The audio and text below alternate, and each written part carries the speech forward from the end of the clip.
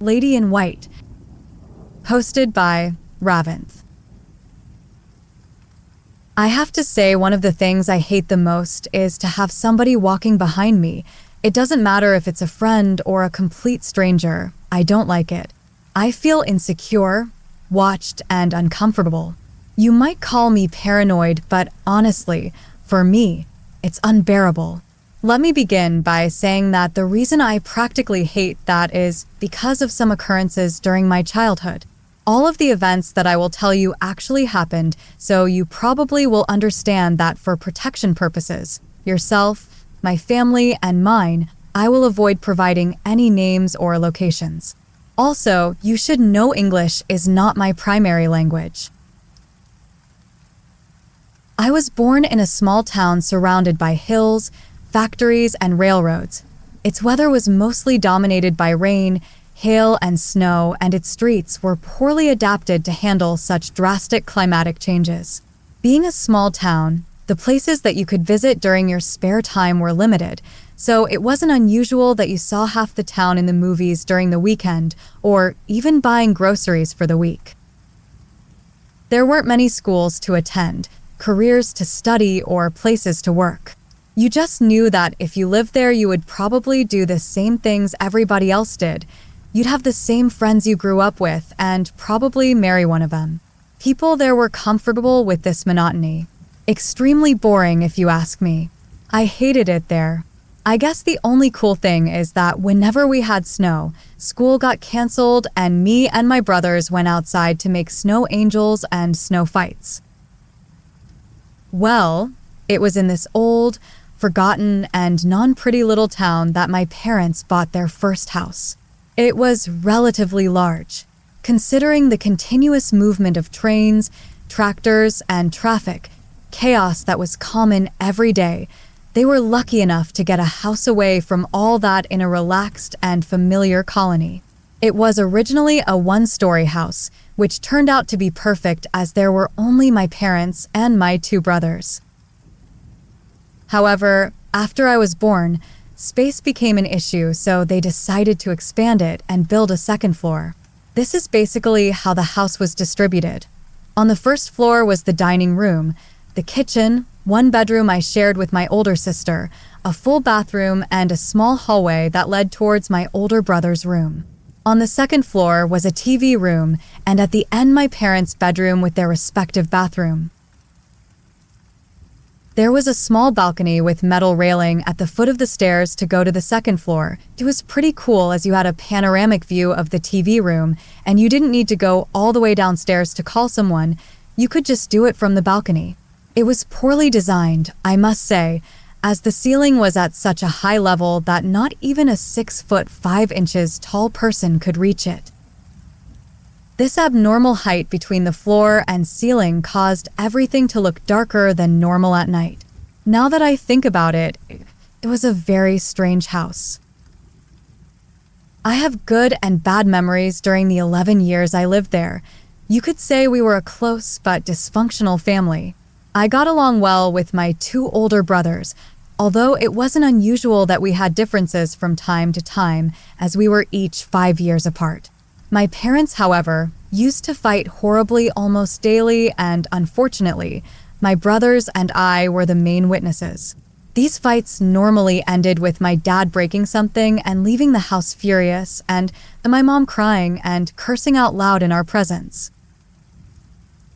My mom used to get very irritable and suffered from severe episodes of depression. She vented her frustration on us and exploited at the smallest detail by hitting us or saying things a child should not hear.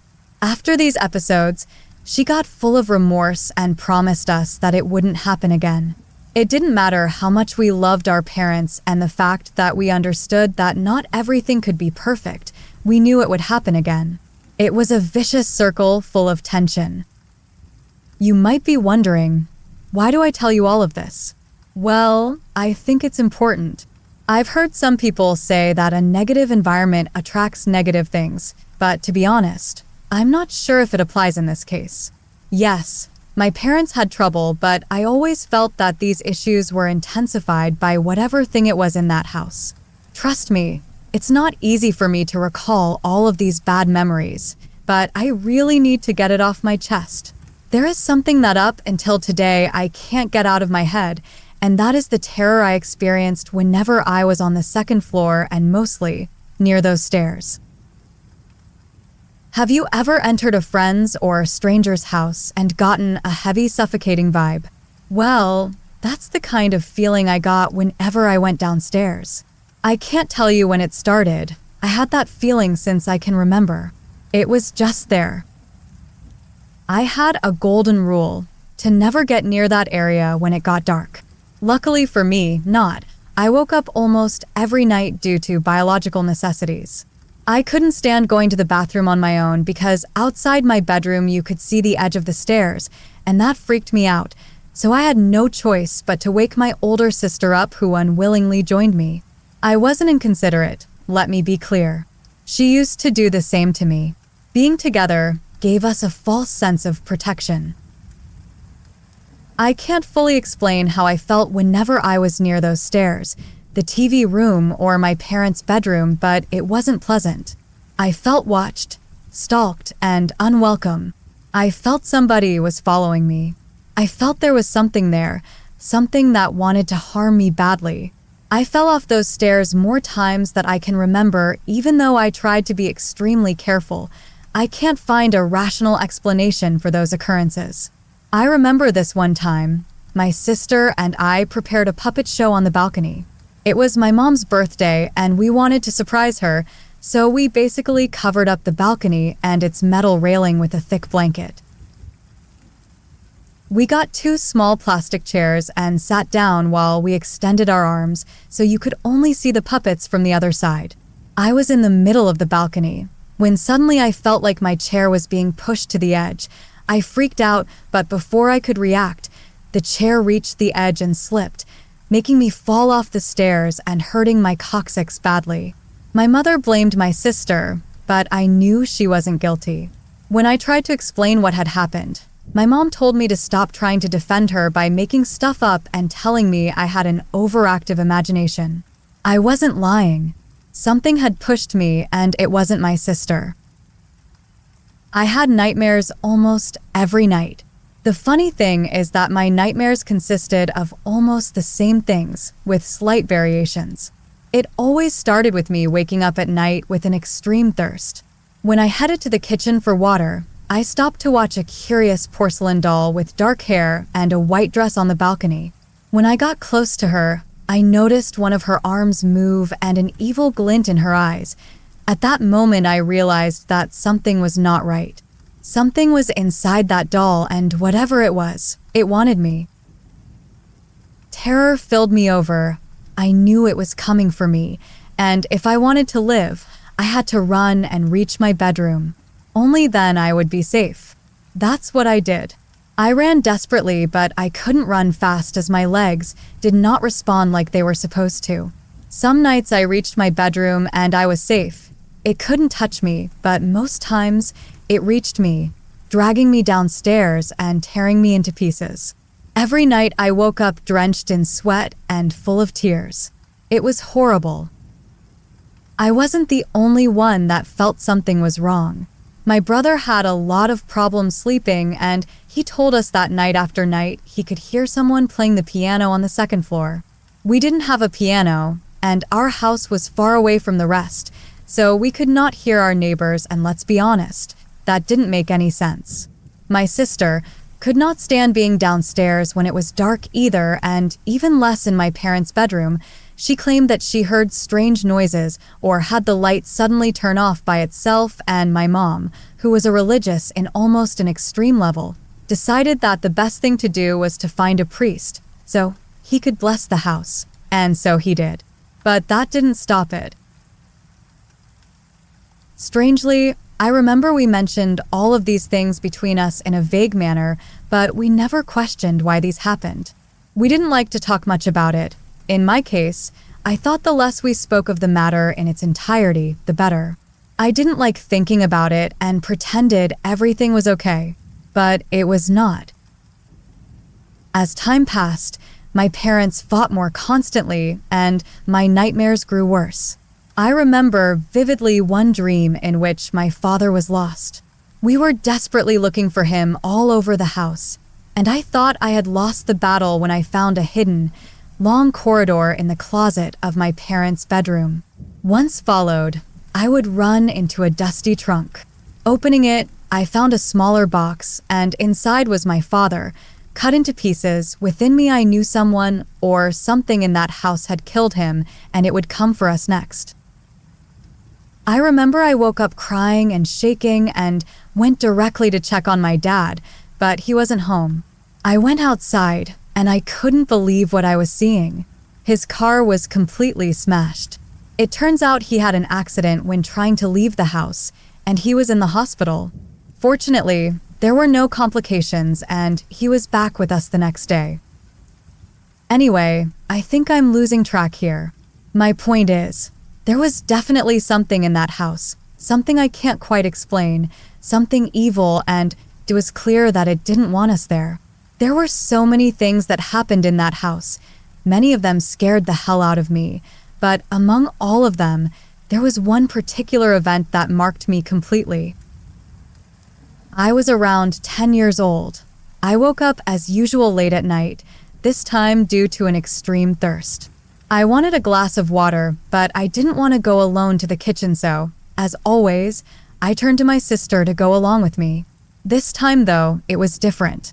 No matter how many times I tried, she did not wake up. She just ignored me. I was scared, but I couldn't stand the thirst. Besides, my throat was raspy. I decided to go to the kitchen alone and made up my mind not to look at the balcony/stairs section when I got back to my room.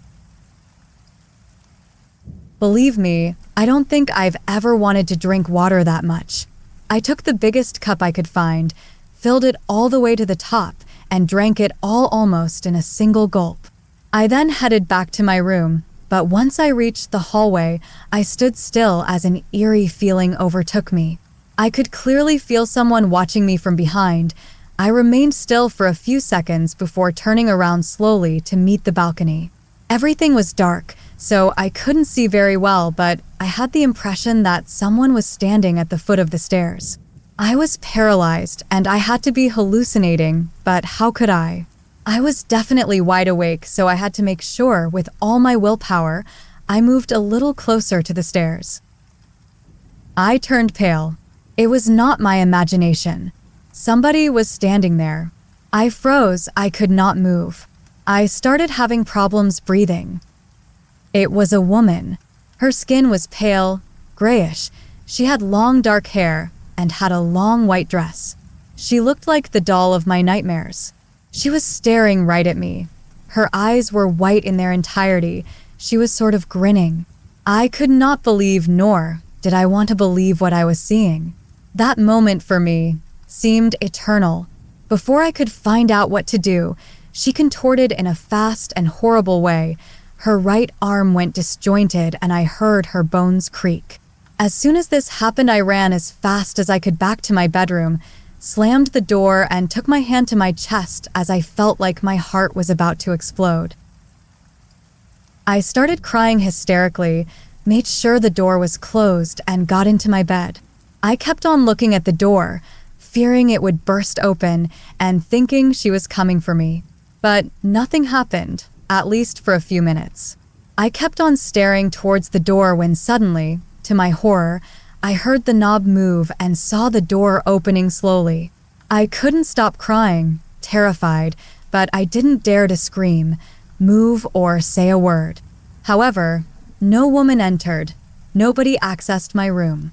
I just waited, scared shitless, but nothing happened. I couldn't sleep all night. I wanted to, but couldn't tell my mom. I knew what she would say, that I was making it up, that I had an overactive imagination. I couldn't tell my sister. I didn't want to scare her. She was afraid enough already. I wanted to, but I didn't tell anyone and kept it all to myself. I did not understand. I tried to deny that it ever happened, but I couldn't stop thinking about it. It became part of me, and it tormented me every night in my dreams. She came for me.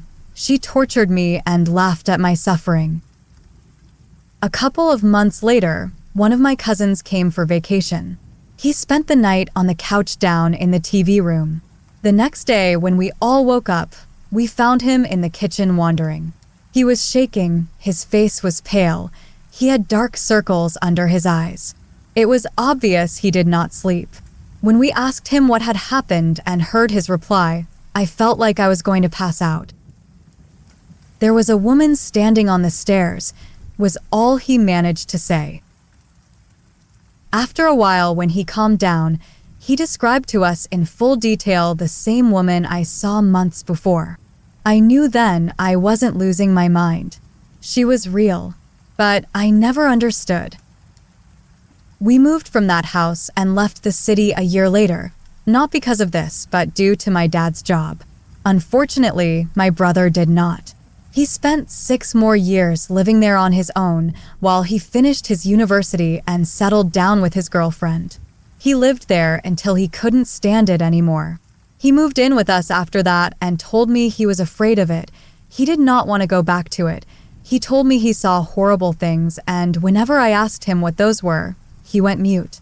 I never knew what he meant. I never knew what he went through, but he was clearly traumatized by it. He was never the same. I regret it still, not being there for him, to have left him alone when we moved out. The house is currently abandoned and I haven't been there in more than 10 years, and believe me, I don't intend on going back. This might sound weird, but the other day I was talking to one of my best friends about this matter, and he told me that there might be something/someone buried in that house. When he told me that, I felt the chills. That would explain a lot. We were a broken family, but even still, we loved and took care of each other. I like to think that the being that habited that house did not hurt us physically because of this, but it almost reached that level. Up until today, sometimes I still ask myself, who was that woman and what did she want? Why was she tormenting us? I don't think I'll ever have the answer, and I don't really want to know.